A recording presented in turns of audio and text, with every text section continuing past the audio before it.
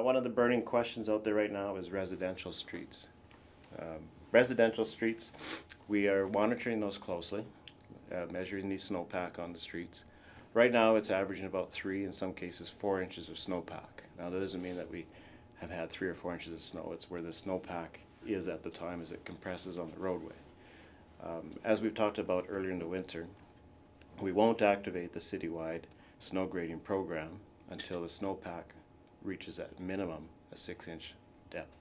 Now we're not talking ruts of 6 inches, we're talking a level snowpack in that regard. We're not at that point yet, and we don't want to activate that residential clearing program until we hit that point and as late in the season as we possibly can, because we do know, and we have heard from citizens and residents, that when we do the citywide program, we create windrows along the parking lanes, and that adversely affects parking.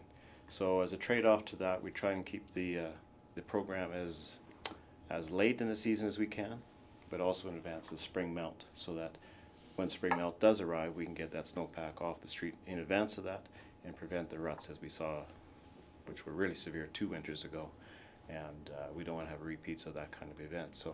So we're looking at that right now. We don't expect, unless we get some significant snow between now and then, that we would do anything prior to March.